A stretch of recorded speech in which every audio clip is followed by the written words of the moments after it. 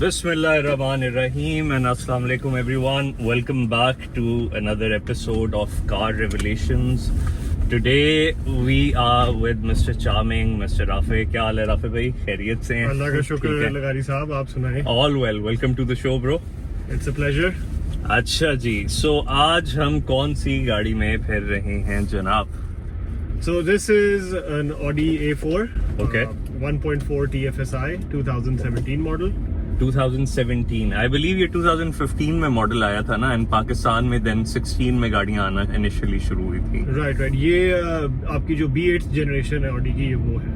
Right. अच्छा, सो Rafe भाई कब से आपने ये गाड़ी, when did you buy this car और कितने साल हो गए आपको? So ये गाड़ी मेरे पास तो 4 साल रही है. I happened to get it in 2021. Okay. तो 2021 में अब it's been about 4 years and so far running good.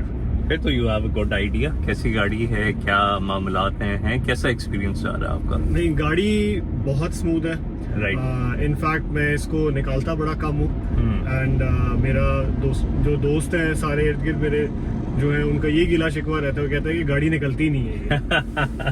But I think it's a very comfortable car. हाँ, it's a very good executive car Pakistan के लिए खासकर. क्या ख्याल है आपका? I think size wise very compact, अच्छी एग्जीक्यूटिव सेडान है, isn't it? एग्जैक्टली. और मेरा ख्याल है कि it's pretty practical to use as a daily driver as well. आप इसको बड़े आराम से लाहौर शहर में आपने दफ्तर जाना हो, घर आना हो, कहीं शाम पे दोस्तों के साथ मिलना हो, बड़े आराम से इसको डेली निकाल सकते हैं. ट्रू. नहीं, बिल्कुल. तो सुनाइए, सबसे पहले मेरा ख्याल है व्यूअर्स को हम गाड़ी के अंदर जंप करने से पहले थोड़ा सा आपका बैकग्राउंड देते हैं. तो सबसे पहले तो हमें थोड़ा सा अपने बारे में बताएं ना. What do you do? क्या माशाल्लाह आपका बैकग्राउंड है, क्या प्रोफेशन है? सो बेसिकली मेरा जो ताल्लुक है वो वकालत से है. In fact for those that don't know, me and Hamid tend to work together. अब आपने व्यूअर्स को ये बता दिया कि मैं भी वकील हूँ. तो by way of background, LLB मैंने किया था यहाँ से बैक इन 2016 एंड उसके बाद फिर मैं अमेरिका चला गया था कुछ अरसे के लिए. वहाँ से मास्टर्स किया एंड नाउ. अमेरिका में कहाँ से आपने मास्टर्स किया? अमेरिका में न्यूयॉर्क में NYU. Right. तो वहाँ से I did my masters back in 2019 and 2020. और उसके बाद से been back here, set up shop और यहाँ पे कामकाज चल रहा है. चलें, that's amazing. So you are practicing litigator, lawyer हैं, practicing हैं. वैसे कैसे कर लेते हैं पाकिस्तान की जो हालात व वाक़यात हम देखते हैं वकालत के डे इन डे आउट? इसका जवाब कुछ मेरे पास भी है, लेकिन इस वक्त मैं आपसे पूछूंगा कि इसका क्या जवाब है. ये दुखती रग को छेड़े आप. लेकिन असल में इस सवाल का जवाब तो बड़ा लंबा है. अच्छा, कोई कंसाइज वर्जन है इस सवाल के जवाब का? देखिए, असल में जो हमारा निज़ाम है ना, it gives you one reason to leave the system every day. तो निज़ाम तो जो है हमारा बड़ा, उसके साथ ग्रैपल करना, डेली इसको टैकल करना, it's very complex and difficult, isn't it? Exactly. I think that's the right way to put it. लेकिन then again I feel like जैसे आप भी माशाल्लाह बाहर से पढ़ के आए हैं, मैं भी back in the day हमने अपनी चीजें मामलात पूरे करके we came back. It's sort of incumbent upon us to come back and give back to our community as well. क्या ख्याल है आपका? Exactly. And like खास तौर पे अगर मैं वकालत की बात करूं, मेरा ख्याल है ये डिलेमा बहुत से और शोबों में भी हमें नजर आता है कि ब्रेन ड्रेन हो रहा है इस वक्त पाकिस्तान में. कि हर शोबे में, इन एवरी प्रोफेशन, आपको जो एक क्रीम नजर आती है, जो बाहर से बच्चे पढ़ के आते हैं, जो यहाँ पे हमारे हाई अचीवर्स होते हैं, वो छोड़ के चले जाते हैं. तो and we all know what that leaves behind for the rest of us. So I think if you can and if you are in a position to do so, definitely आपको बाहर से आके वापस अपने मुल्क को कंट्रीब्यूट करना चाहिए. क्योंकि बात अल्टीमेटली भी ये है कि if everybody ends up leaving, तो यहाँ पीछे किसने चीजें ठीक करें. इंडीड बिल्कुल. आने वाले दिनों के अंदर अल्लाह बेहतरी करे पाकिस्तान के लिए. तो अच्छा, इसी से sort of moving on from this, आपकी स्कूलिंग वगैरह कहाँ की है? यहाँ लाहौर की स्कूलिंग है आपकी? So bit of background, मैं असल में पला बड़ा हूँ 3 मुल्कों में. So I was born in Jeddah. Right. तो वहाँ वालिद साहब नौकरी करते थे. My parents lived there for around 25-26 years. तो वहाँ पे मैं पैदा हुआ. तो प्राइमरी स्कूलिंग मेरी सारी जद्दा की थी. Right. And then we happened to move to Canada तो कनाडा हम लोग 3 साल रहे टोरंटो में सिसागा में। राइट। तो उसके बाद फिर in 2005 and 6 we came back to Pakistan, Lahore. तो लाहौर में मैं ज़्यादा पढ़ा हूँ लकास में। लकास में मैंने OA लेवल्स किया था अपना, और उसके बाद फिर UCL जो है यहाँ पे यूनिवर्सिटी ऑफ लंदन का एक्सटर्नल प्रोग्राम कराते हैं, तो वहाँ से मैंने अपनी अंडर ग्रेजुएट की लॉ में। माशाल्लाह, फिर तो आपका काफी डाइवर्स पर्सपेक्टिव भी है और बैकग्राउंड भी है। क्या ख्याल है? बस लोगों का फॉरवर्ड गियर लगता है, हमारा रिवर्स गियर नहीं, नहीं, नहीं। बाहर से वापस आ रहे रिवर्स गियर कहीं से नहीं है, फॉरवर्ड ही है। और हमारे लिए बड़ा अच्छा है कि आप यहाँ आकर माशाल्लाह प्रैक्टिस कर रहे हैं और सारा वो कर रहे हैं। अच्छा, coming back to sort of quickly changing gears and coming back to the car. So Rafiz साहब, दिस मॉडल इज 2017, राइट? 2017। कितनी आपने चला लिया जब से आपने गाड़ी ली है? ये गाड़ी मैंने जब ली थी ये तकरीबन चली हुई थी, लम्स के प्रोफेसर साहब के पास थी। अच्छा, माशाल्लाह। तो he was So are they paying well, हाँ? I assume, I mean आप और मैं गलत जगह पढ़ा रहे हैं। definitely अच्छा। but उन्होंने रखी हुई थी बड़े प्यार से। तो in fact I remember me and my friends we were searching for a car back then। Okay। तो पूरी मार्केट में मुझे ये गाड़ी ऐसी पसंद आई, और जो जिन साहब की गाड़ी थी वो भी बड़ी अपनी माशाल्लाह जिद पे अड़े हुए थे कि मैंने ये गाड़ी देनी है तो इतने में देनी है। अब खैर इस गाड़ी को देख के मुझे पूरी मार्केट में कोई और गाड़ी पसंद ना आए। तो खैर बैक देन, ये coming back to your point, 10,000 चली हुई थी ये तब। राइट। तो अब अगेन मैंने बड़ी कम चलाई है, लेकिन अब ये 5 सालों में मैंने 14,000 और चला लिए। सो नाउ इट्स अबाउट 24,000 इसकी माइलेज हुई। हाँ, तो इतना मतलब बहुत ज्यादा नहीं गाड़ी चली। इसको आउट ऑफ सिटी भी लेके जाते रहे या ज्यादा आपने शहर में ही चलाई? आउट ऑफ सिटी मैं इस्लामाबाद ले जाता हूँ ठीक है। And whenever I need to go, and I realize कि इस्लामाबाद के लिए बड़ी जबरदस्त और फ्यूल एफिशिएंट कार है। अच्छा, क्या माइलेज देती है? अच्छा, इसी से बल्कि माइलेज क्या देती है? इसकी अगर मोटरवे पे आप इस गाड़ी को 120 125 पे रखें तो it should give you somewhere around 18 to 20 kilometres पर That's amazing, यार। और शहर में भी अगर आप आराम से जा रहे हैं तो 14-15 तो आपको आराम कंपेयर से टू दे सकते आवर डेली रनर्स, जो मेन स्ट्रीम गाड़ियां हैं हमारी, ये करोला सिविक टाइप होगी, उनसे तो काफी बेहतर ये आपको माइलेज दे रही है, इसका मतलब है। नहीं, बिल्कुल इसकी माइलेज में कोई दूसरा सवाल और नहीं है। कंफर्ट वाइज भी आई सी। अच्छा, बैक इन द डे जो इनिशियली 2007 वाला मॉडल आता था, आई रिमेम्बर मैं भी लंदन में था, तो I had the opportunity of using that car there. उसका ना इंटीरियर काफ़ी आउटडेटेड लगता था। इसका इंटीरियर, ये वुड पैनलिंग जो है, जो इन्होंने डिजिटल ड्यूल क्लाइमेट कंट्रोल दे दिया, या बटन्स वगैरह, काफ़ी फ्यूचरिस्टिक लगता है। And I feel like face lifted में अब इन्होंने और इसको स्क्रीन्स वगैरह ऐड कर दी हैं और बेहतर कर दी है। लेकिन मैं वैसे पर्सनली आपको बताऊं, मुझे ये बटन्स वगैरह ज़्यादा बेहतर लगते हैं स्क्रीन से। आई थिंक स्क्रीन्स थोड़ी सी फिनिकी हो जाती हैं टू यूटिलाइज। क्या ख्याल है आपका? I think I agree with you as well, क्योंकि इस गाड़ी में जो इन्होंने एक खास चीज़ की है ना, उसका इंटरफेस में उन्होंने दोनों चीज़ों का बड़ा अच्छा मिक्स दिया है। They've given that futuristic look, लेकिन वो क्लासिक लुक भी रिटेन की हुई है। So you have a heads up display here। आपके पास हेड्स अप डिस्प्ले भी है। स्मॉल दो, क्या ख्याल है? हाँ, या definitely। आपको फील होता है? आई फील लाइक थोड़ा सा आउट ऑफ प्लेस है, थोड़ा सा छोटा है। नहीं, एब्सोल्युटली, बिकॉज़ जब मैं दूसरी गाड़ियों में भी बैठता हूँ अपनी, तो आई डू फील कि they could have done a better job with the heads up display। But nonetheless कि I agree with you, the wooden panelling और जो इन्होंने इंटरफेस दिया हुआ है, द क्लाइमेट कंट्रोल बटन्स और ये सारे एसी के जो वो देखिए ना, उनकी even the feel of the buttons and like it's very, आप बटन की एक और ही बात है, आप स्क्रीन के साथ कभी भी you can't get that feedback.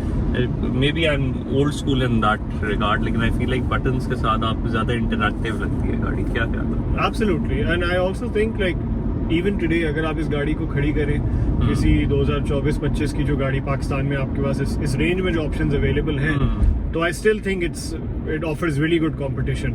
अच्छा, बल्कि रेंज से, सो आजकल मैं आपसे, आपका तो नहीं पूछूंगा, आजकल के हिसाब से इस गाड़ी का क्या मार्केट रेट होगा A4 का?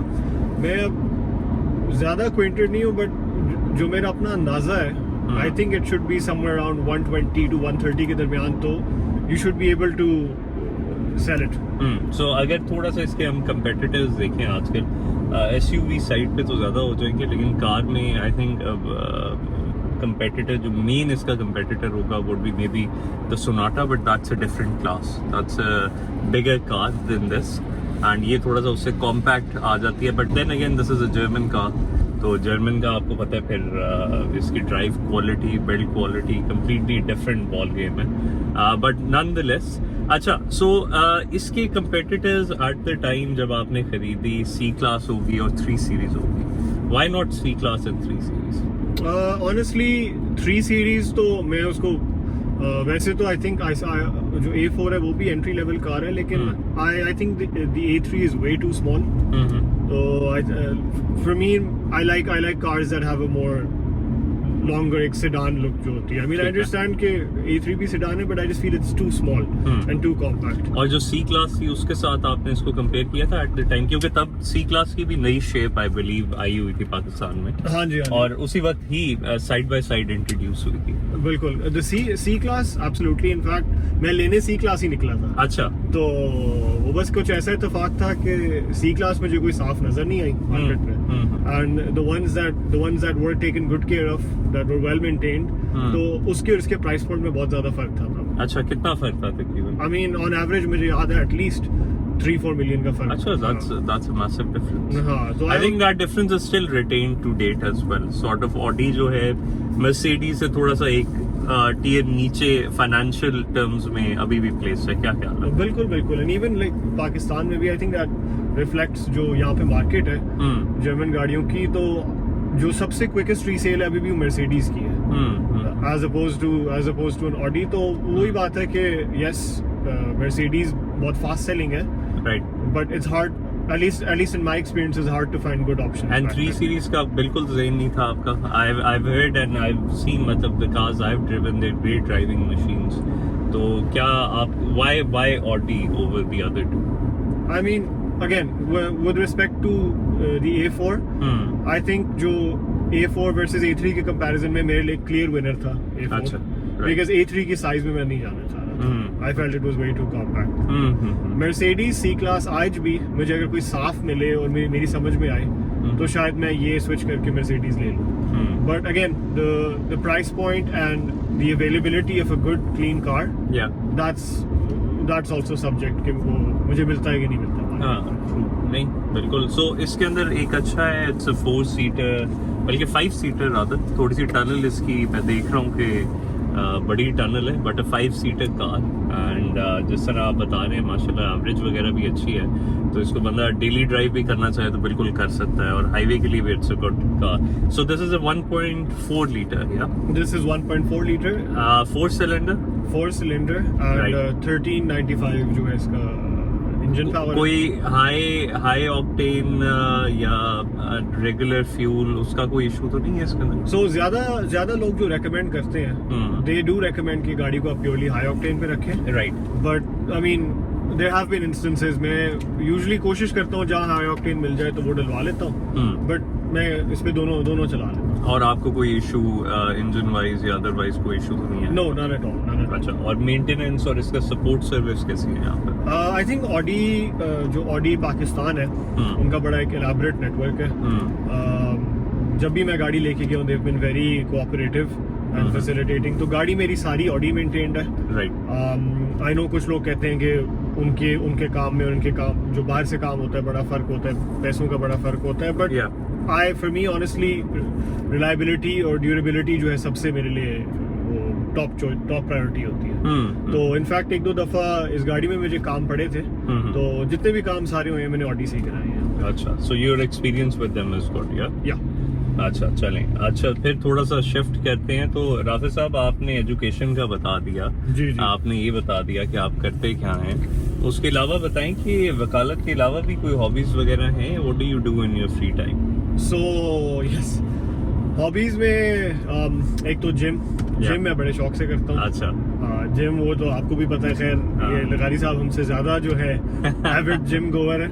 But yes, so I really do enjoy going to the gym. Right.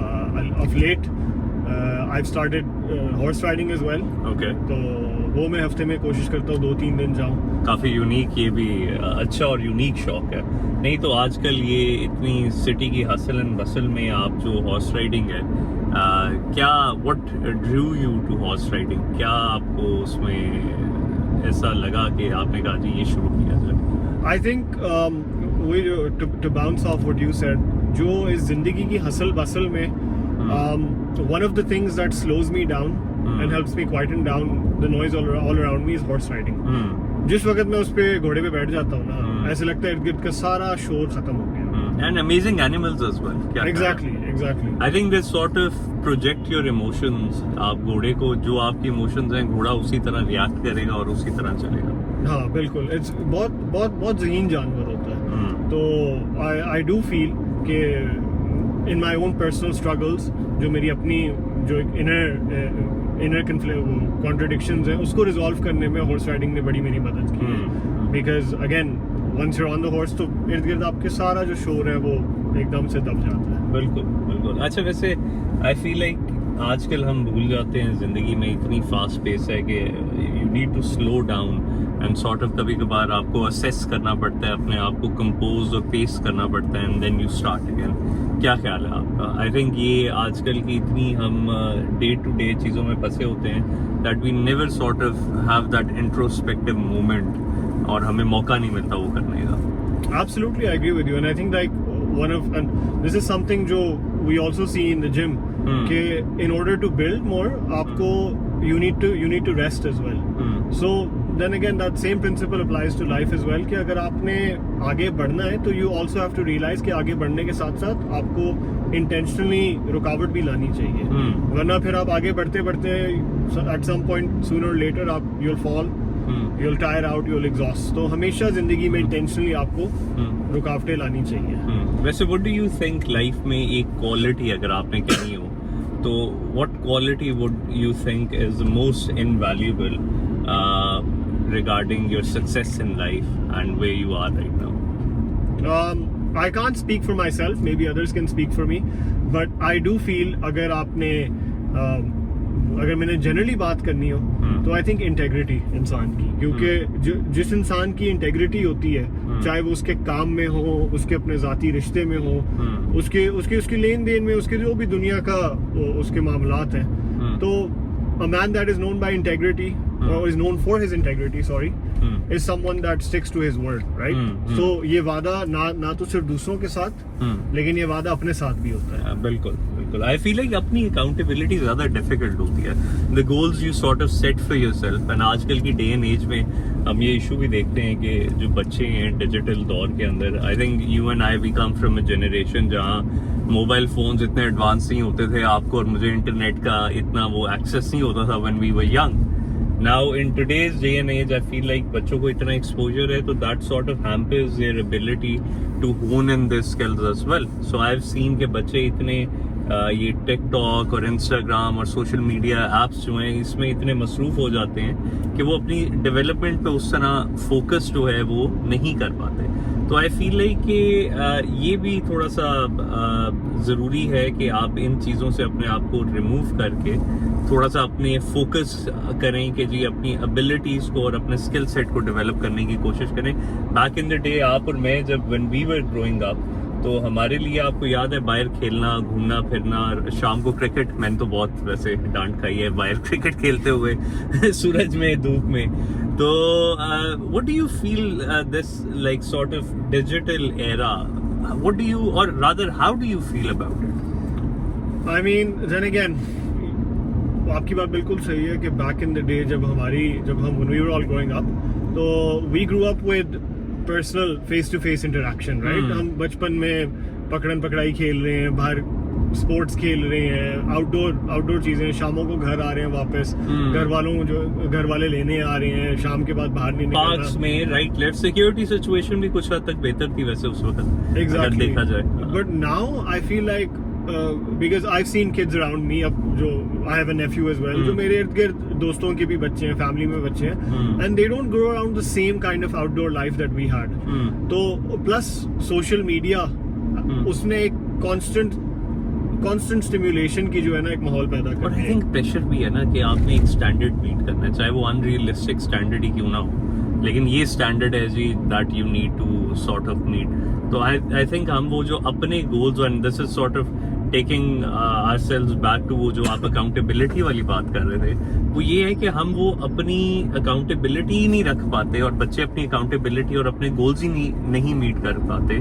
Procrastination is a very sort of chronic issue with youngsters these days. क्या ख्याल है आपका? नहीं, absolutely, and then again like because social media is essentially transformed the way जो हम अपनी जिंदगी अब ऑर्गेनाइज करते हैं, तो the pressure is to look good और the pressure is to maintain a certain public appearance and irrespective जो भी आप प्राइवेट में कर रहे हैं। तो as long as that goal is achieve, तो लोग फिर इनर करेक्शन या अपनी बाकी चीजों की तरफ ध्यान नहीं देते। वैसे आपको नहीं लगता ज्यादा सब्सटेंस से बात हटके फसाद पे आ गई कि how does everything look like on the outside, whether it looks good on the outside, it should just look good, be shiny, be nice, अंदर सब्सटेंस है नहीं है, नो वन केयर्स।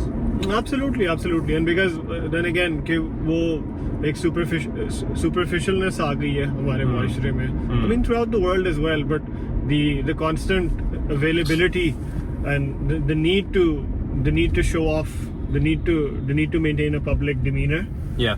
वो चीजें जो हैं सारी they've sort of shaped how people now behave. बिल्कुल नहीं, I definitely agree and I feel like कि एक और साइड जो अभी राफे साहब ने आपको बताई नहीं है, और मुझे पता है कि ही टीचर्स एज वेल। तो राफे साहब, आपका जो पढ़ाने का एक शौक है, ये आपको कैसे आया और how do you feel about it? Do you enjoy it? What's the motivating factor behind that? So I think like one of the amazing takeaways about teaching is कि again हम जिंदगी की हसल बसल में ना, it is one of the along with horse riding, it's one other activity that helps me slow down, because when मैं जब connected रहता हूँ with students, it helps me make me feel more alive, right?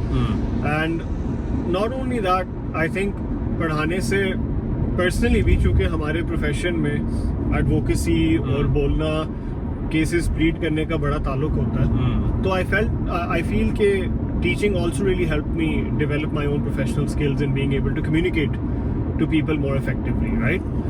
And मेरा ख्याल है कि ये जिंदगी में भी बड़ी एक इफेक्टिव टूल होती है कि आप अगले के पर्सपेक्टिव में बैठ के उसको समझा सको एक बात को, right? So this is something obviously that I'm working on, एक work in progress है, but I feel teaching has really helped me understand other people's perspectives more and communicate what I want to say in a better way. अच्छा, वैसे बच्चों के साथ interact करके day in day out आपको don't you feel a little fresh as well and you get, ये जो perspective की बात है बिल्कुल आपकी दुरुस्त है कि उनके पर्सपेक्टिव से काफ़ी दफ़ा मैं तो सरप्राइज हो जाता हूँ कि हम लाइक ये हमने सोचा ही नहीं शायद। And then again, it's at the end of the day, you're sort of giving back to the fraternity as well. So I feel like वो भी बड़ा अच्छा है कि आप legal fraternity को वापस दे रहे हैं। अच्छा, इसी से मेरे ज़हन में आया, what do you feel about AI? क्या ख्याल है ये जो आजकल वैसे सोशल मीडिया से ही moving on that conversation, AI का रोल आप कैसे डिफाइन कर रहे हैं? Do you use it आजकल? So AI, yes. When let's say if I want to write out an email, if I want to write out a letter, if I want to brainstorm, तो मैं कभी कभार I do put in prompts, वो Google का Gemini है, I use that sometimes, ChatGPT भी use कर लेता हूँ, right? तो I do use that for some basic work, but जो मुझे चले एक societal level पे तो एक और बात है, at an individual level जो मुझे AI एक चीज realize करा रही है, वो मेरी redundancy है, क्योंकि it is forcing me to think less and less and delegate more and more, right? जो एक active मेरी पहले अपनी stimulation होती थी, let's say on anything, first thing in the morning मैं उठा हूँ, मैंने एक email लिख के देनी है, मैंने अंदर से सोचना है यार कि अच्छा मैंने ये structure बनाना है, अब जब when I know at my disposal मेरे पास एक software है, उसमें मैंने prompts डालने हैं, but I may not agree with that expression, या शायद मैं कुछ चीज़ों के साथ ना agree करूँ, but फिर भी for convenience I might be like चलो यार let's copy paste it and अपना मकसद पूरा कर लेता हूँ। तो आई थिंक वो जो सब्स्टिट्यूटेबिलिटी हो रही है ना, जो मुतबादिल बन गया इंसान के ज़हन का, वो बहुत खतरनाक चीज है। And the more efficient, the more convenient it gets, the more replaceable we will become. वही बात है ना कि हम अपने वो स्किल सेट या दिमाग के ऊपर वो हम एक्सरसाइज ही नहीं कर रहे, और एआई आपकी वो एक्सरसाइज कर रहा है। तो when you stop using those skills, तो at the end of the day you are going to end up either becoming more rusty with it, और either losing out that sort of honed in जो आपका skill set होता है, वो आपका जरा खराब हो जाएगा। खासकर जैसे अब वकालत का शौक है, वकालत में आप क्रिटिकल एनालिसिस और रीजनिंग और thinking plays a very vital role. क्या ख्याल है आपका? मतलब मैं भी एआई यूज करता हूँ, but I feel like if you use it more in an assistant capacity it works better, but if you use it as a counterpart or as a replacement, I feel like आप अपने साथ ज्यादती कर रहे हैं। Exactly और वही बात है कि कल कला को the better it gets, the more tempting it will be to. वैसे तो यार काफी अच्छा हो गया, मतलब मैं तो खुद कभी कभार वो हो जाता हूँ कि आप देखें ना, it's just prompt away. You put one prompt in and right away you have the answer and the research. चलो accuracy के ऊपर थोड़ा सा हम उसको लीवे दे देते हैं कि कितना accurate है या नहीं है, but I feel like it's opening up new avenues जो शायद आपने और मैंने कभी सोचे भी ना हो. Exactly. वही चीज़ है कि वो सारी चीज़ें जो पहले हमसे पहले लोग घंटे लगा के करते थे, अब वो चीज़ें 5 सेकंड में 2 सेकंड में हो जाती है. So वही बात है कि the focus and the emphasis of the world is now shifting. True. वैसे एज अ लॉयर मैं जनरली अवॉइड करता हूँ पॉलिटिक्स और रिलीजियस बातें on the show, but as a lawyer अगर आप थोड़ा सा कमेंट करना चाहें on the legal fraternity and our practical side of legal fraternity and its operations without going into specifics, तो क्या ख्याल है आपका कि हमारा सिस्टम जो है कैसा चल रहा है, कैसी एफिशिएंसी है? What do you think about the general legal fraternity that we have? देखिए, I think किसी भी मुआशरे में जो भी उसका एक निज़ाम होता है या उसकी एक शक्ल होती है, वो रिप्रेजेंटेटिव होती है उसके लोगों की. So like many other institutions or places in Pakistan that we see, हमारी legal fraternity या judiciary जिसे आप कह सकते हैं, वो भी उसी निज़ाम की रिफ्लेक्शन है. ना, इवन जुडिशरी एंड लॉयर्स जो हमारे बार्स हैं या हमारे प्रैक्टिसिंग भाई हैं सारे. So like I do think there is, unfortunately, और चले I'll speak from the perspective of the average individual, कि might is right here, and unfortunately जो system है वो ज्यादा उनके लिए काम करता है जो ज्यादा वेल प्लेस्ड हो, ज्यादा वेल सिचुएटेड हो. But then again that is वही जैसे आप कह रहे हैं indicative of what's going on in the society as well. बिल्कुल द सेम थिंग. जो हमारी सियासी सूरत हाल है वही चीज हमें अपने अदालती और उस बाकी निजाम. आई फील लाइक हम काफी क्रिटिकल हो जाते हैं of lawyers and legal fraternity as well, और ये बात जो आपने की ये हम भूल जाते हैं कि it is a reflection. At the end of the day, it's like a mirror. It's a reflection of what we are as a society. जैसे हमारा political landscape is a reflection of our ethics and principles as well. So I feel like it's at the end of the day, it's a reflection. बिल्कुल ऐसे ही है. And also I feel कि पाकिस्तान में जो ज़्यादा एक ट्रेजेडी हो, अब आहिस्ता आहिस्ता हम देख रहे हैं कि लोगों ने बोलना बहुत कम कर दिया है. लोगों ने बोलना भी छोड़ दिया. At a micro level, at a macro level भी लोगों ने आवाज उठाना, अपनी आवाज बुलंद करना छोड़ दी हुई है. एंड मैं खाली ऑब्वियसली उनको नहीं कसूरवार ठहरा सकता, हालात भी ऐसे हैं, डर खौफ 100 चीजें हैं, बट एक जनरल जो एक रवैया हो गया है या जो एक डिक्लाइन आया है हमारे सोशल फैब्रिक में, उसकी एक वजह ये भी बहुत है कि अब गलत को कोई गलत नहीं कहता. अच्छा, बात ये बिल्कुल आपकी दुरुस्त है. इसमें अगर हम एक्सटेनुअस चीज़ों को थोड़ा सा डिस्काउंट भी कर दें तो even on a personal level I think लोग थोड़ा सा तंग भी आ गए कि यार कितना, मतलब क्या करें, बार बार वही एक चीज़, एक ही बात, एंड टू नो, वो कहते हैं ना, टू नो रिजल्ट. तो वो भी sort of I feel like हमारे पीयर्स के अंदर हमें फ्रस्ट्रेशन और चीज़ें नज़र आती हैं. And you see there is a very rampant brain drain going on. आपके मेरे कितने पीयर्स हैं हु लेफ्ट द कंट्री, जो जा सकता है या जो नहीं भी जा सकता था, अब he is aspiring to leave the country and go abroad. I mean, again, that's one of the it's one of the sad parts of staying back here कि आपके सारे जितने भी दोस्त और ये colleagues थे, who, and I think many who studied law with us, very few of them entered the profession. जो जिन बेचारों ने कुछ साल निकाले वो भी छोड़ छाड़ गए. And the honesty of the fact is कि आप उनको blame भी नहीं कर सकते, because you know what the situation is like, right? Yeah. But I mean, again, it is what it is, and it is unfortunate. Right. बिल्कुल आपकी बात दुरुस्त है. अच्छा, लेकिन इसमें फिर जो आपका as a lawyer, do you feel like it is a rewarding profession, it is a good profession? मतलब I'm sure in the audience we have young aspiring lawyers watching this as well, or law students watching this. So what sort of advice would you have for those youngsters? क्या आप उनको advice देंगे? I think one of the foremost challenges as a young lawyer is having confidence in your own identity, right?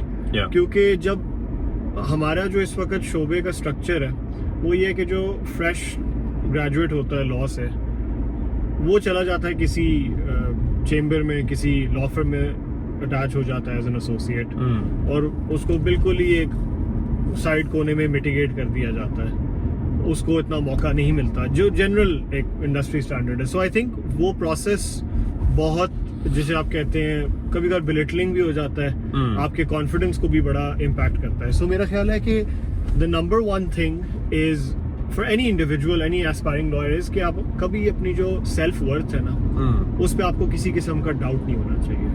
You should always reassure yourself कि कोई और इंसान आपकी self worth, आपकी काबिलियत को डिफाइन नहीं करता. And the road is tough, but for those that want to get past it, रास्ते हैं और मिसालें भी हैं जिन्होंने ये किया है. No doubt. आई थिंक वो कॉन्फिडेंट होना अपनी एबिलिटी में and not sort of selling yourself short is very important.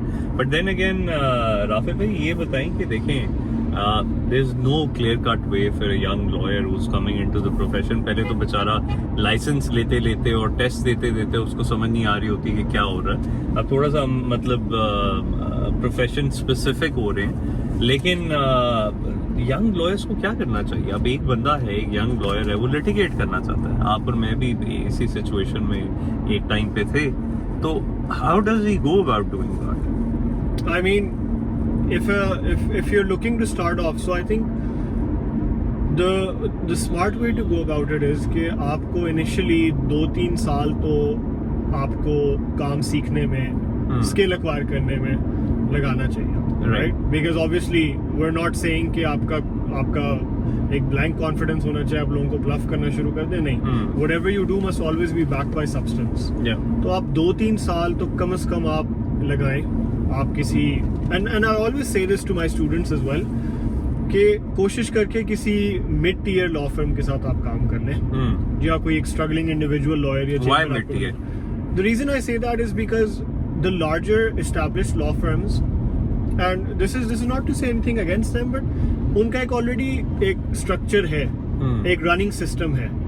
To join a running system, to disrupt it, यानी कि डिसरप्ट इन द सेंस कि आप आके अपनी जगह बनाएं, उसमें ज्यादा टाइम भी लगता है और ज्यादा मुश्किलात का सामना करना पड़ता है. सही. एज अपोज टू अगर आप एक मिड टीयर लॉ फर्म में चले जाएं, या एक स्ट्रगलिंग लॉयर के पास चले जाएं, आपका 1-to-1 इंटरेक्शन होगा. And I think a lot of this जो आपने मैंने भी फेस किया है कि अप्रेंटिसशिप या मेंटोरिंग भी जो है ना इस प्रोफेशन में बड़ी जरूरी होती है. सो अगर आपको एक मेंटोर मिल जाए जो आपको दिन में थोड़ा सा वक्त निकाल ले, हफ्ते में थोड़ा सा टाइम दे दे, आपको आपके काम पे फीडबैक दे, आपको भेजे, that goes a long way. So that is my first advice to any fresh law graduate या एस्पायरिंग लॉयर कि आपने जब ग्रेजुएट करना है, yes it's good to think about the big names, but जो ज्यादा प्रॉस्पेक्ट्स या चांसेस हैं वो ये है कि आपको सीखने का मौका, आपका एक्सपोजर ज्यादा एक मिड टीयर लॉ फर्म या एक स्ट्रगलिंग लॉयर के साथ होगा. राइट. नहीं, दैट्स ग्रेट एडवाइस. अच्छा, इसमें अब थोड़ा सा इसको अगर हम पेस को चेंज करें, तो आई नो कि लॉ के अलावा भी there been other businesses that you been indulging in as well lately भी, और पहले भी आप करते रहे. So I remember back in the day you were in the business of buying and selling cars, and then sort of the business of distribution of goods and whatnot. So what do you think about someone who's a young entrepreneur or business के वो करना चाह रहा है, उसके लिए क्या आपका एडवाइस होगा? So lawyer से थोड़ा सा हट के. So I think जो मैंने again अगर कोई मैं एक पेज पे लिखूं ना about what I've been doing in the past 10 years. बल्कि हमें बताएं थोड़ा सा आप क्या क्या करते रहे. So those are 2015-16 में जब पहली हसल जिंदगी की मैंने शुरू की, वो एक दोस्त के साथ की, मेरा बचपन का दोस्त है, one of my best friends. हमने उनका, I remember उसकी फैमिली में he had a cousin who used to import cars. तो बैठे बैठाए हम भी उस वक्त, खैर we were young, adrenaline high था, तो हमने कहा यार हम भी ये काम शुरू करते हैं. तो उनके साथ लग के हमने गाड़ियों का काम शुरू कर दिया. तो वो खैर बैक देन जापान से मंगवा लेते थे हम लोग, विट्स मंगवा ली, वीजल मंगवा ली, इस तरह की मुख्तलिफ गाड़ियां मंगवा ली. तो वो 2-3 साल हम लोगों ने दबा के काम किया वो यूनिवर्सिटी के साथ साथ. ठीक तो 2019 में खैर फिर पाकिस्तान में इंपोर्ट पे उन्होंने और रिस्ट्रिक्शंस लगा दी, so we had to close up and wind up that business. Nice example of a Porsche Panamera. हाँ एग्जैक्टली. अच्छा. तो वो खैर किया. अब उसके बाद फिर 2019 में आपके साथ, लगारी साहब के साथ, we set up our own practice. तो वो तो खैर सिलसिला तब से चल ही रहा है. एंड उसके साथ साथ जो है आई वर्कड इन डिस्ट्रीब्यूशन. हम लोग वी यूज्ड टू डिस्ट्रीब्यूट पूरे Lahore and different parts of Punjab. We used to distribute Pampers as well for local company है. तो वो भी हमने साथ साथ काम किया हुआ है. और कुछ मुझे, आपको पता ही, अक्सर मेरे कमरे में आ जाते हैं तो स्क्रीन लगी हुई होती है. क्रिप्टो की ट्रेडिंग का मुझे बड़ा शौक है, लेकिन मैं वो किसी को एडवाइस नहीं करूंगा. अच्छा, उसकी लीगल कुछ रैमिफिकेशंस भी हैं जिसके अंदर हम इंडल्ज नहीं करेंगे एट द मोमेंट. लेकिन हाँ, वो भी खतरनाक एक वो है. अच्छा, थोड़ा सा आई फील लाइक ये शायद मैचेस के लिए इसको क्लियर करते फिर रहे हैं, लेकिन they sort of cordoning off everything. I think we can take a detour as well. अच्छा, Just coming back to your question, जो मैंने एक चीज देखी है, कहने का मकसद मेरा ये था कि मैंने बहुत पंगे लिए. अब जो मैंने एक चीज रियलाइज की है ना, कि स्पेशली फॉर एंटरप्रेन्योर्स, कि इंस्टेड के you start parking your eggs in different baskets, I don't think that's the right approach. आपको पहले that's not the right approach. Not in the beginning. I think you should become, when आप क्या होता है, आप jack of all trades बन जाते हैं, master of none, which is also good. But I think what's better is कि आप एक चीज को पहले इतना एक्सेल करें उसमें स्पेशलाइज करें कि you become a master at it. और जब आप अपने आप को उस पोजीशन में ले आते हैं, then you start branching out and looking at different ventures. So पहले आपको अपनी सारी तवज्जो या टेंशन जो है वो concentrate करके एक तरफ लेके आनी चाहिए. सही. So अपना स्किल सेट उसमें डेवलप करें. हाँ, establish होके फिर जो है आप और चीजों की तरफ ध्यान दें. This is my own personal life lesson. And what do you feel about failure? How do you go about dealing with failure? Because a lot of individual, I see people, हमारे students में, otherwise भी, a lot of individuals, they feel like if they failed, तो वो कहते हैं कि यार बस that's it. What do you think is maybe the right response to failure? यार honestly, failure जो है, मैं क्यों झूठ बोलूं, फेलियर का मैं भी बहुत बुरा रेसिपिएंट था. ठीक है. जब भी फेलियर कोई भी जिंदगी में फेलियर फेस किया या कहीं पे नाकामी हुई, तो I was really bad at receiving it as well.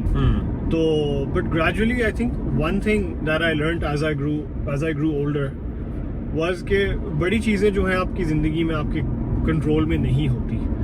इंसान को बड़ी दफा लगता है कि वो अपनी जिंदगी को खुद नेविगेट कर रहा है, अपने रेंज होल्ड किए हुए उसने जिंदगी के, but that's not how entirely it works. So my suggestion, or at least from what I've learned in life, is कि आपको अपना 100% पूरा देना चाहिए. बिल्कुल. आपकी अटैचमेंट कभी किसी नतीजे या आउटकम से नहीं होनी चाहिए. आपकी जो अटैचमेंट है ना, वो प्रोसेस से होनी चाहिए. आप फेल कर गए, खैर है, नतीजा आपके हक में नहीं आया, लेकिन जो कोशिश, जितनी आपने मेहनत की है, उसमें आपने उस आदत को नहीं छोड़ना. So don't get attached to outcomes or results, and instead get attached to the process. But do you feel like कि देखें, अगर इसको थोड़ा सा मैं different perspective से देखूं, तो as a young chap, if I'm trying to be successful at a certain venture and I keep failing, तो at some point I'll be like यार क्या फायदा है, मुझे करना ही नहीं चाहिए. I feel like failure sort of grows your character and grows your skill set as well. So मैं personally, आपकी बात से continuing from that, I feel like failure आपका is actually a step in the right direction, because now you know this certain way doesn't work. इससे मैंने XYZ सीखा है, and as long as you incorporate that, you've now built your skill set.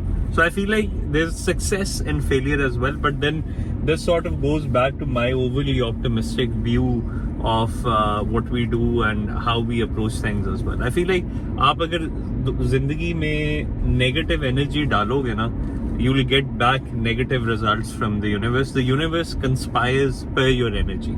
The universe doesn't know what positive or negative energy is. It's going to respond to your energy. So if you say, oh shit, I'm going to fail, you're putting that energy out. It doesn't know you're worrying about it, but it knows you're putting that energy out. And I feel like it conspires and it responds with similar energy. मतलब मेरा तो ये sort of experience रहा है, and this is obviously in no way related to religion या कोई underlying religious tone से हटके. जेनेरिक अगर आप देखें ना, तो आप मेहनत करते हैं, आप फेल करते हैं, you get up again, you say okay fine that didn't work, let me try again. क्या ख्याल है आपका? No, absolutely, because I think and I agree कि जो फेलियर होता है बेसिकली it's a realignment आपकी जिंदगी में. That's very well put, realignment. लोग जो है उसको रिजेक्शन कंसिडर करते हैं, उसको फेलियर पे सिर्फ फोकस करते हैं, बट वो ये नहीं देखते कि शायद वो जो आपको एक रास्ते से हटा के एक और रास्ते पे लगाया गया है. और ये इसमें जिंदगी का जाहिर बात है एक बहुत बड़ा किरदार होता है आपकी, जो आपके लिए लिखा हुआ है, जो आपकी किस्मत है. तो वही बात है कि वो रीअलाइनमेंट है. May be it's teaching you something at this point जो आपको मुस्तकबिल में किसी और बहुत एक महंगे सबक से, एक एक्सपेंसिव लेसन से बचा रहा हो. तो वो चीज़ आपको अभी नहीं नजर आएगी. आपको 5 या 10 साल बाद शायद रियलाइज हो कि उस वक्त मैं जो नाकाम हुआ उससे मैंने क्या सीखा, और आज मैं जिस सिचुएशन में हूँ वो शायद उस वक्त नाकामी, उस नाकामी से जो मैंने सीखा मैं उसकी वजह से आज इस पोजीशन में हूँ. Yes, that is always I feel like obviously I think in no way we're saying कि एक चीज आपको कोई रिजल्ट नहीं दे रही और आप गलत स्ट्रैटेजी कर रहे हो and bar bar you do the same thing, you're gonna get the same result. Obviously you need to modify your approach, you need to modify कि आप किस तरह वो काम कर रहे हैं, but as long as I feel like you incorporate it as a learning step, failure builds character and builds your skill set as opposed to putting you down. I feel like failure को तो open arms से आप और मैं gym करते हैं, बल्कि gym में हमारा मकसद ही क्या होता है, reaching that sort of failure point. और वो that mindset of pushing that boundary, and आपको पता होता है कि बार बार मैं इसको push करूंगा तो I will one day I'm going to succeed. I feel like that mindset is invaluable. Physical तो चलो उसका जो फायदा हो ना हो, आई फील लाइक जो उसका मेंटल फायदा है मैं तो उसको बहुत वैल्यू करता हूँ. जिम के मेंटल जो उससे आपको फायदे मिलते हैं. Absolutely. And you know like I think जो बहुत से लोग मिस्टेक कर लेते हैं जिम को एज सम, जो ये एवरेज जिम गोअर्स होते हैं कि कोई हाई एड्रेनलिन एक्टिविटी है, it's something that's very like superficial, you should do more interesting hobbies, but people don't realize that the gym is more about just building the body, as you said. The gym is actually about building a mindset, right? And yes. What is that mindset? That mindset is that the more difficult you make life for yourself, the easier life will turn out to be. Because the more pain you inflict, not pain in, I'm not virtue signaling नहीं कर रहा मैं, लेकिन जितना आप अपने आप को आदत डालोगे ना चीजों को मुश्किल से गुजरने की, उतना आपके लिए चीजें आसान हो जाती हैं. No doubt. तो I think that's one of the most significant takeaways of being consistent and building that discipline. अच्छा, मेरी लाइफ में वैसे it has played an invaluable role. Gym जो है आई फील लाइक आपका वो जो माइंडसेट की रीअलाइनमेंट है ना, आपने बड़ा अच्छा लफ्ज इस्तेमाल किया रीअलाइनमेंट का, तो वो आई फील लाइक कि इतनी इनवैल्यूएबल है कि वो और शायद कोई और चीज़ ना कर पाती. और यंग एज पे आपको वो दिखाना कि जी hard work can produce results, and not every time you are going to succeed, but you will succeed if you stay persistent. And I feel like persistence and perseverance are आपने integrity कहा, integrity के साथ साथ persistence and perseverance are very important as well in the long term. अच्छा, चलें थोड़ा सा हम serious side पे निकल गए. Coming back, so again गाड़ी का, अच्छा, do you feel like with this car you can blend in, या do you feel like it stands out? वैसे तो आपका कलर जो है इट्स वाइट एंड इट्स थोड़ा सा आपने अंडरस्टेटेड इसमें कलर लिया, क्या ख्याल है? हाँ, आई मीन जो मेरी एक प्रेफरेंस थी, if I was to go for a Mercedes, I would have definitely gone for a classic black. I don't think Mercedes में black का कोई मुकाबला है. अच्छा, ऑडीज वाइट में अच्छी लगती है क्या? Exactly. I have this feeling कि जितनी ऑडीज मैंने देखी हैं वाइट में बेहतर लगती है. And I don't know why, but मेरा ख्याल है उसकी जो डिजाइन है, उसके जो ओवरऑल उसके ज्यादा प्रोनाउंस्ड हो जाते हैं. तो मेरा ख्याल है डिजाइन भी उसका ज्यादा वाइट में और एलैबोरेट तरीके से आता है. And personally white has always been the first क्या, the only choice for me in an Audi.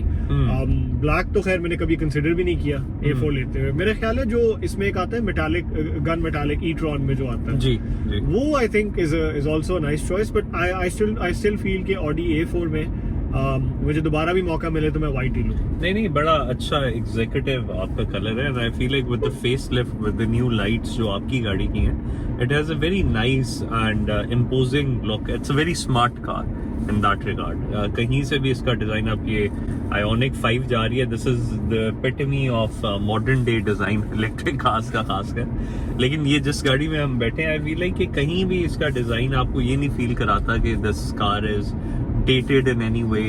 बड़ा एक टाइमलेस अच्छा इसका डिजाइन है. And what about the interior? What do you think about the interior, the leather? I feel like the leather is really nice. It's very comfortable. I'm comfortable in the position that I'm sitting in. Seats are nice. आपका क्या ख्याल है? आप long drive पे या otherwise आपका कैसा experience रहा है? So लॉन्ग ड्राइव पे तो बड़ी है, कंफर्टेबल रहती है. And again लेदर इसमें ओरिजिनल लेदर है. Okay. एंड इसमें गाड़ी लेते हुए 2 ऑप्शंस थी. There was bruno and beige interior. तो I was looking for bruno. ज्यादा it's a more darker hue और कलर, बट वो खैर वो मिलता मुश्किल से है. जब आप गाड़ी लेने निकलते हो there is only so much you can get. तो गाड़ी साफ मिल रही थी, बेज इंटीरियर था, मैंने कहा चलेंगे ये ले लेते हैं. इसके ऊपर थोड़ा सा बंदा कॉम्प्रोमाइज कर सकता है. But otherwise I think they have done a great job. जो साइड पैनलिंग में भी इन्होंने ये वुडन पैनल्स लगाए हैं. I think it gives a very nice classic look. And even the seats बहुत कंफर्टेबल है ना. I am looking at the lumbar support as well.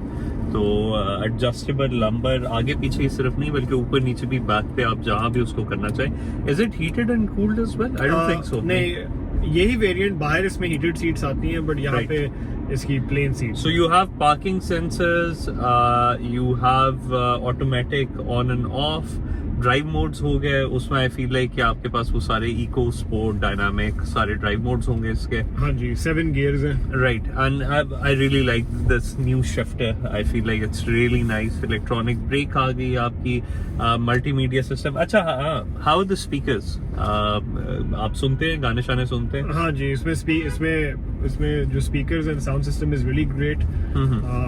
Wonderful base, overall a very balanced sound system. Right. So I'm very happy with the speakers. अच्छा, and the cruise control इसमें dynamic है, static है? जो routine का cruise control होता है इसमें आपका डायनामिक है. Right. So it maintains distance as well, जिसको Yes. आप रेडार क्रूज कंट्रोल. अच्छा नहीं सॉरी, नहीं वो नहीं. हाँ, उसमें तो स्टैटिक है, बट वैसे वो जब स्पीड आप रखें तो उसमें एक मेंटेन रहती है. अच्छा राइट. नहीं, मैं आई मेंट वो जैसे होता है ना हमारा रेडार वाला कि आगे से डिस्टेंस मेंटेन करती है गाड़ी, वो उस तरह ये नहीं करती. इसमें आती है वैसे ऑप्शन उसकी. आई एम प्रीटी श्योर बाहर वाले वेरिएंट्स में, बाहर वाले में होगी प्रॉब्ली. जो इसमें एस लाइन आता है ना A5 में भी, उसमें तो आई एम प्रीटी श्योर होता होगा, but I can't say for the A4. अच्छा, आई really like the A5 variant जो इससे ऊपर है ना, A5 and this shape of A5. Not even the new one जो अब आया फेस लिफ्ट, वो तो बिल्कुल ही उन्होंने रिवैम्प कर दिया. बट 2018 का A5 is very it's executive and sporty at the same time. But the only problem is Pakistan में फिर ये छोटी डिस्प्लेसमेंट में देते हैं इंजन, तो आप you sort of feel like there's no oomph behind that car. क्या ख्याल है? नहीं, वो आई थिंक कि उसमें जो वैल्यू एडिशन उसमें एक ही है कि आप एक शेप चेंज की तरफ जा रहे हैं. This might give a more executive या कॉर्पोरेट लुक. और जो आपकी A5 है, हाँ, it does have that executive touch to it, but it more so has that sportier look to it as well. I mean, I'm a huge fan of the A5. अगर आज कभी मुझे दोस्त भी कहते हैं, मेरा खुद भी दिल करता है कोई साफ गाड़ी मिले तो बंदा ले ले वो इसकी जगह. तो I think, और उसकी जो one of the very iconic features of the A5 is वो जिस तरह उसकी उन्होंने विंडोज पहले लेस, उसके फ्रेमलेस दिए हुए. Exactly. So I think that's one thing that I really like, and overall I think the chassis and how it's built, the A5, वो तो any day it would be my first priority. Yes, definitely. नहीं, it's a very nice car, and I feel like Audi, they're doing a great job in Pakistan with their network वगैरह as well. और इनको देखे ना, first movers advantage भी मिला. They were the first German company जो इतना large scale पे अपनी गाड़ियाँ लेके आए, and even their electric cars, they're doing great. Obviously on this show we've reviewed a few of their electric cars as well. And उसमें फिर वो आपका पावर वाला इशू भी रिजॉल्व हो जाता है, जो पेट्रोल वेरिएंट्स में शायद हमें फील होता है कि थोड़ी सी ये अंडर पावर्ड है उस सेंस में। नहीं, परफेक्ट। सो राफिज साहब, thank you so much for your time and it's been an absolute pleasure. Thank you for your insights and for this amazing ride as well. Inshallah, we're looking forward to seeing you again on this show, maybe with a different car next time. Or inshallah, viewers will bring Rafiz Saab back with something more interesting the next time around. Thank you. Thank you. Assalamu alaikum and see you on the next episode.